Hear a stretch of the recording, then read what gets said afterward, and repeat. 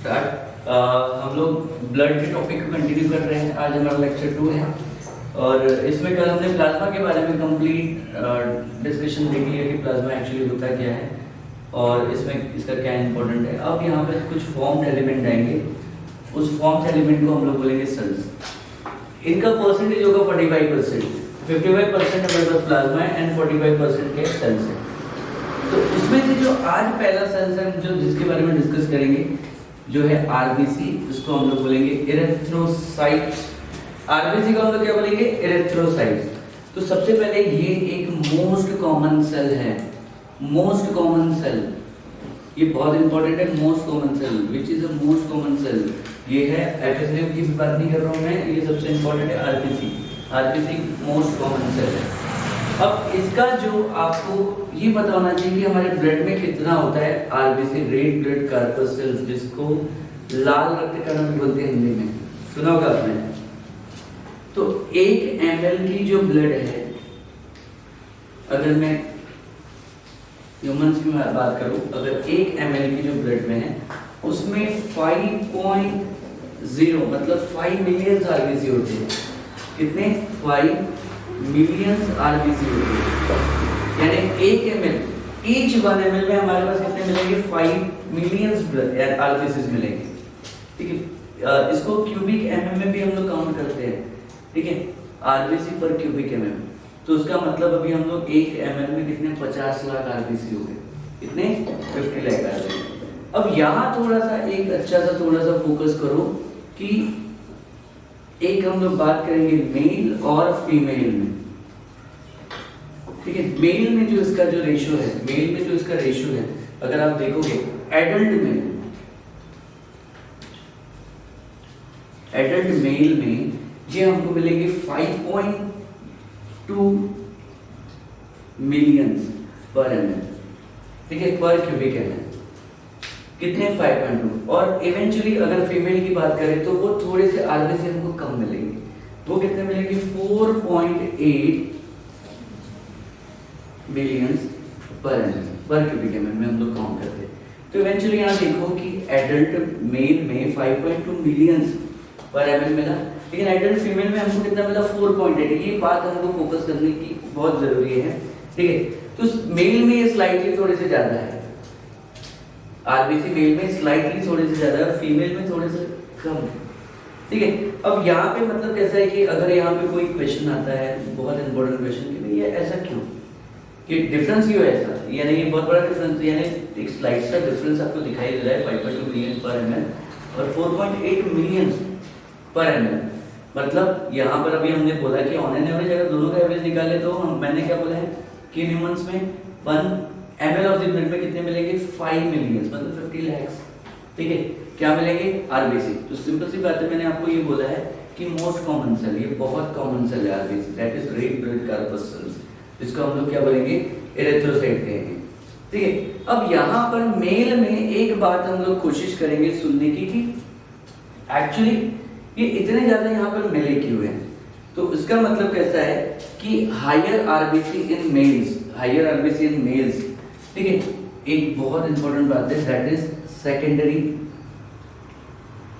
Sexual character.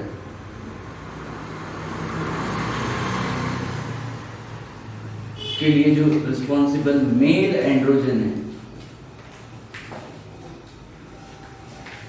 ठीक है, that is testosterone.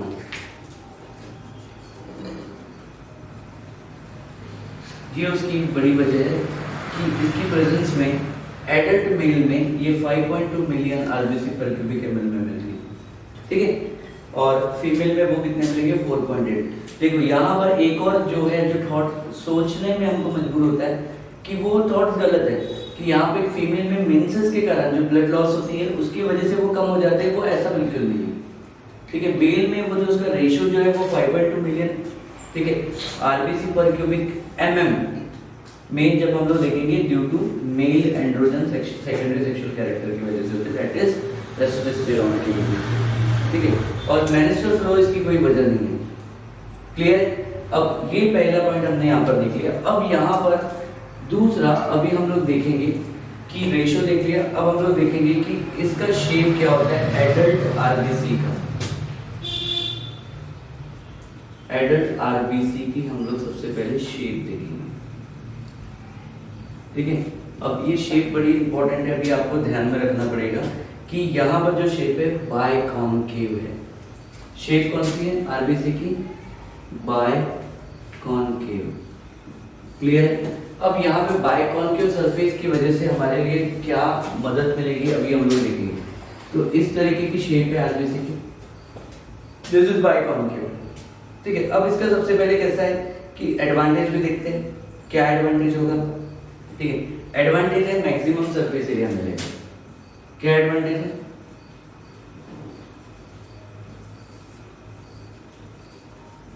Maximum surface area. ये मैक्सिमम सरफेस एरिया प्रोवाइड करता है। क्या प्रोवाइड करता है? Maximum surface area. अब दूसरी बात यह है कि एक मैच्योर आरबीसी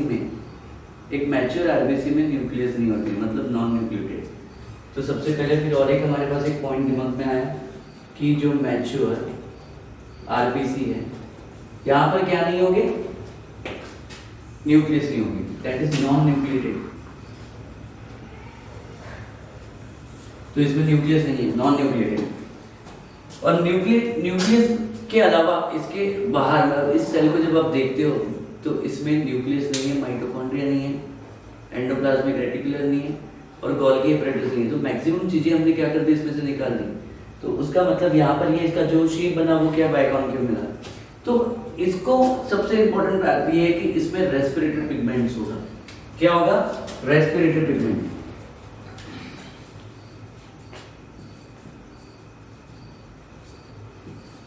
उनकी जगह पे क्या होगा? रेस्पिरेटरी पिगमेंट, ठीक है। तो RBC contain respiratory pigment that is known as haemoglobin. Respiratory pigment, ठीक है, दैट इज हीमोग्लोबिन।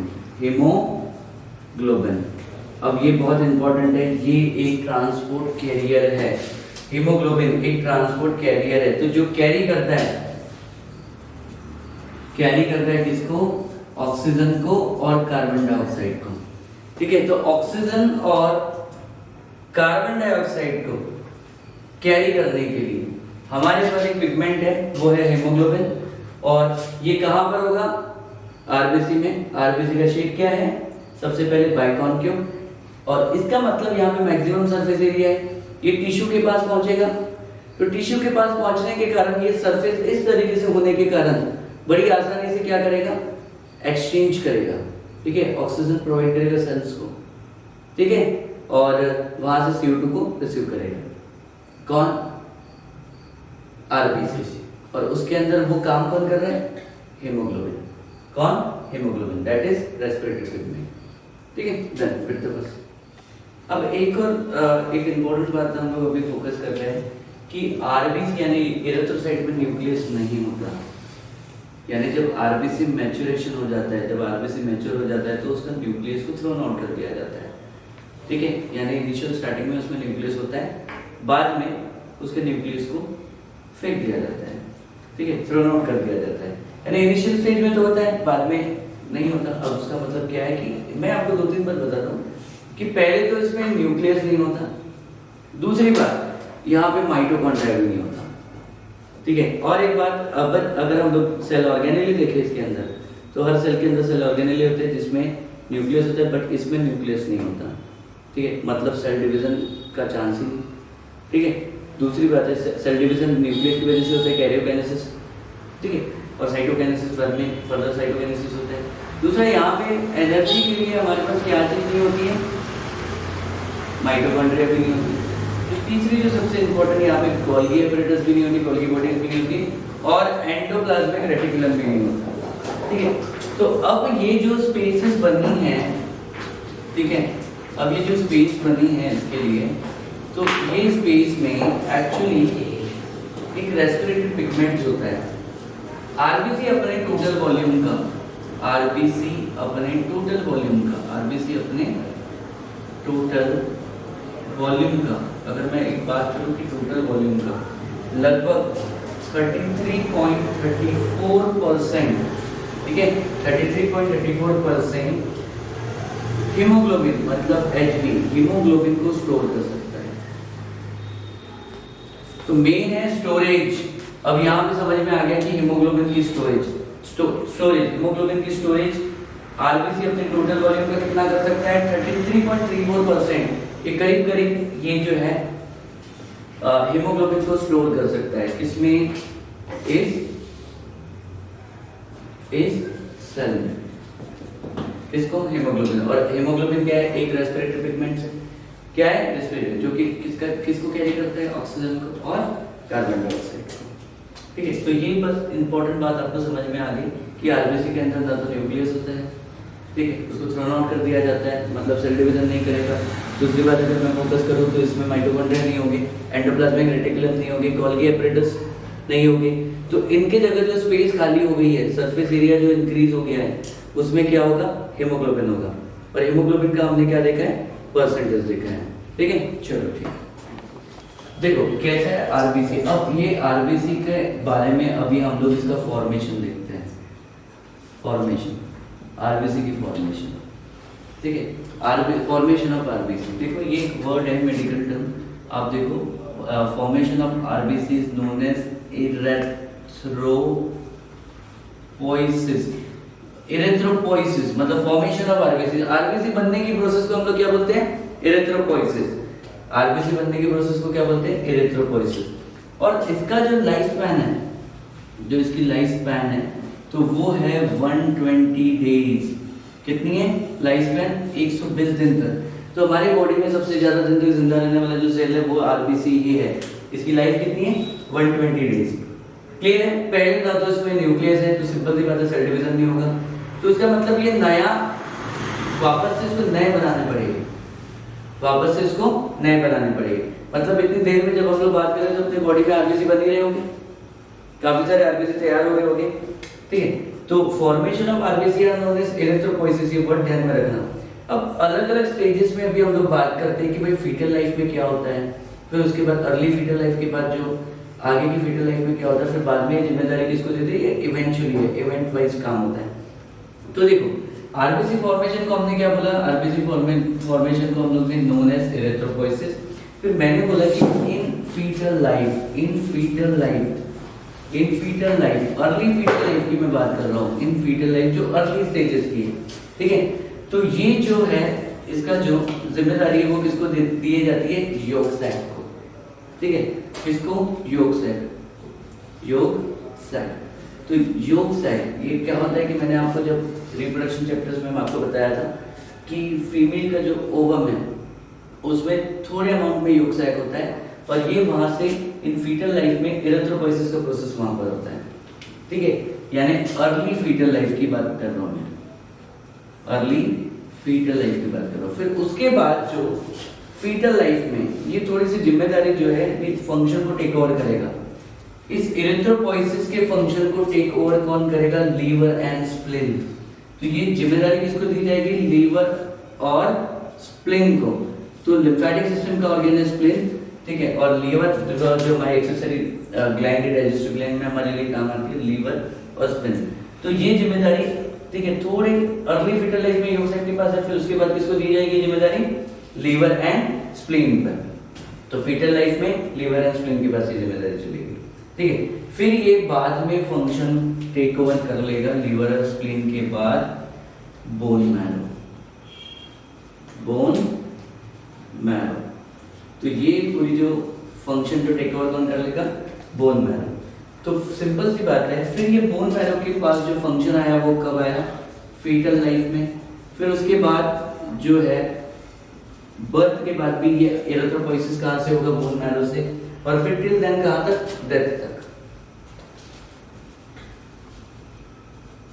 तो ये जो प्रोसेस है, जो इरेथ्रोपोइसिस फॉर्मेशन आरबीसी, वो कहां से होगा, बोन मैरो से। कहां से होगा, बोन मैरो से। बोन के बीच में जो मैरो होती है उसको हम लोग क्या बोलेंगे, बोन मैरो। वहां से क्या होगा कि आरबीसी का प्रोडक्शन, मतलब ये हम लोग जो एडल्ट में है तो हमारे लिए यानी जो प्रोडक्शन ऑफ आरबीसी कहां से हो रहा है, बोन मैरो से। सबसे पहले काम किसके पास था उस समय के लिए, योग सैक के पास। उसके बाद फंक्शन को टेक ओवर में किसने किया, लीवर एंड स्प्लीन में। फिर उसके बाद ये फंक्शन बाद में फीटल लाइफ में किसके पास आया, बोन मैरो के पास, फिर बर्थ के बाद भी बोन मैरो के पास, और टिल देन अभी जो डेथ तक वो बोन मैरो ही आरबीसी को बनाएगा, ठीक है। और ये मैंने बोला आरबीसी दैट इज एरिथ्रोसाइट, इसकी फॉर्मेशन को बोलते हैं एरिथ्रोपोइसिस, ठीक है। पर एमएल कितना होना चाहिए, 5 मिलियन आरबीसीज होने चाहिए, ठीक है। लाइफ कितनी है, 120 डेज, ठीक है। ओके, अभी देखो कैसा है कि बर्थ के समय में जो सारी बोन्स है वो आरबीसी बना रही थी, क्योंकि बोन्स के अंदर क्या था, बोन मैरो था, वो सारा प्रोडक्शन कर रहा था एरिथ्रोपोइसिस, मतलब प्रोडक्शन ऑफ आरबीसी, ठीक है। जो भी हमारी सारी बोन्स है बर्थ के टाइम ध्यान में रख, मैंने क्या बोला, बर्थ के टाइम, ठीक है, उस टाइम पर ऑलमोस्ट ऑल बोन्स, यानी ग्रेजुअली, मतलब सबसे पहले देखा जाए तो सभी बोन एरिथ्रोपोइसिस कर रही थी, ठीक है। लेकिन उसके बाद जो ग्रेजुअली क्या होता है कि अपनी बॉडी के लॉन्ग बोन्स है, लॉन्ग बोन्स, उनकी बोन में आरबीसी का प्रोडक्शन, यानी आरबीसी की प्रोडक्शन कर रही थी, ठीक है।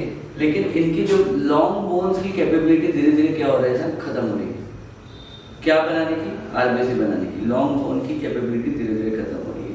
लेकिन एडल्टहुड में आने तक, जब एडल्टहुड में आते हैं, एडल्टहुड में आने तक हमारे पास जो बॉडी की ऐसी 2 लॉन्ग बोन है वो अभी भी एरिथ्रोपोइसिस के लिए काम आती है, ठीक है।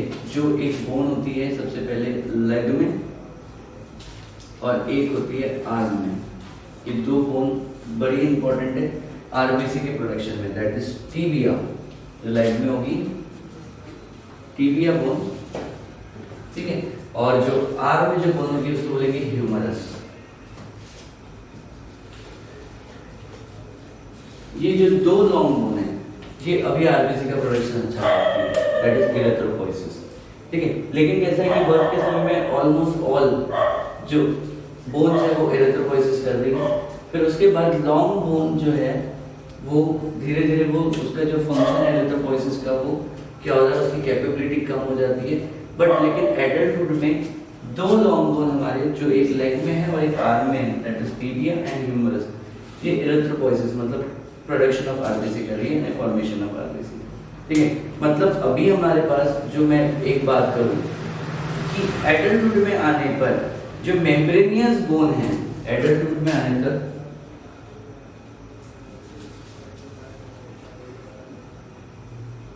जो मेम्ब्रेनियस बोन्स हैं वो आरबीसी की प्रोडक्शन में हमारे पास काम में आती है। और ये मेम्ब्रेनियस बोन हमारे पास, अभी मैं आपको बता दूं कुछ सबसे इंपॉर्टेंट, स्टर्नम,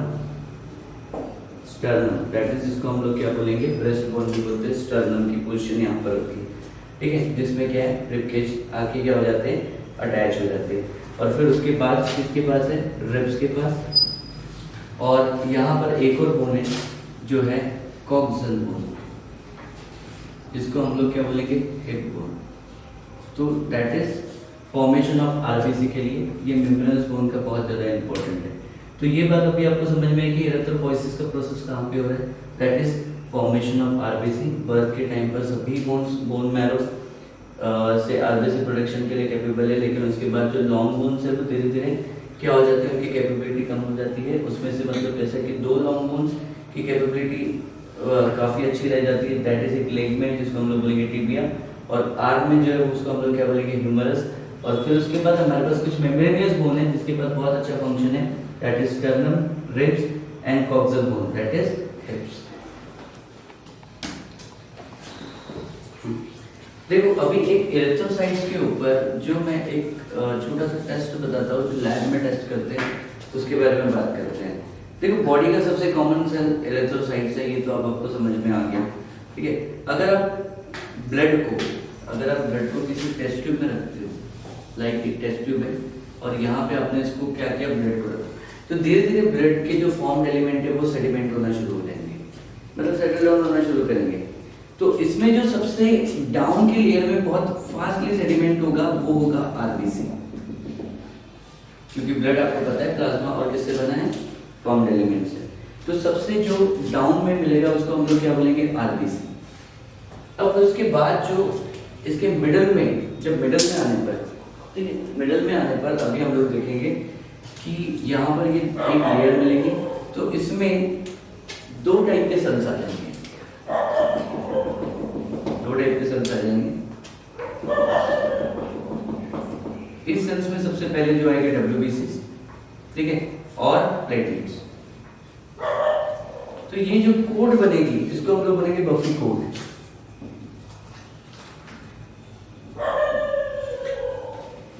ठीक है, इसको क्या बोलेंगे, बफी कोड। मतलब इसका मतलब क्या हो जाता है कि यहाँ पे WBC और प्लेटलेट्स इकट्ठा है, इसमें WBC और प्लेटलेट्स इकट्ठा है, यानी थ्रोम्बोसाइट। और जो ऊपर में जो सबसे लेयर आप देखोगे यहाँ पर, और यहाँ पे आपको क्या मिलेगा, प्लाज्मा मिलेगा। क्या मिलेगा, प्लाज्मा। तो यहाँ पे एक बहुत एक इंपॉर्टेंट सा टॉपिक है जिसको भी हम लोग देखेंगे। बफी कोड का मतलब क्या होगा, WBC plus platelets. WBC plus platelets, आपने क्या किया, इसको एक ब्लड को किसी टेस्ट ट्यूब में रखा तो थोड़ी देर बाद सेडिमेंटेशन होना शुरू होगा, सेटल डाउन होना शुरू करेगा। और इसमें जो सबसे जो इंपॉर्टेंट है आरबीसी जो सेटल डाउन होंगे सबसे डाउन में, और मिडिल में आप देखोगे बफी कोड बनेगी डायरेक्ट WBC और प्लेटलेट्स की, और सबसे टॉप पे आप यहाँ पे क्या बनेगा, प्लाज्मा। तो अब यहाँ पर एक बड़ा रेट, ठीक है, तो यहाँ पे the rate of sedimentation of RBC in first earth, rate of sedimentation of RBC in first earth, ध्यान में रखो मैंने वन अर्थ नहीं कहा, फर्स्ट अर्थ, ठीक है। मतलब कैसा है कि स्टैंडिंग, जो फर्स्ट अर्थ में यहाँ पे जाके स्टैंडिंग होगा तो उसको हम लोग क्या बोलते हैं, ESR। ये बहुत इंपॉर्टेंट है, ESR, ठीक है, एरिथ्रोसाइट सेडिमेंटेशन रेट। क्या बोलेंगे, एरिथ्रोसाइट सेडिमेंटेशन रेट, ये बड़ा इंपॉर्टेंट है, ESR। कभी ब्लड टेस्ट में देखना ESR कितना है, इसको हम लोग क्या बोलेंगे, एरिथ्रोसाइट सेडिमेंटेशन रेट।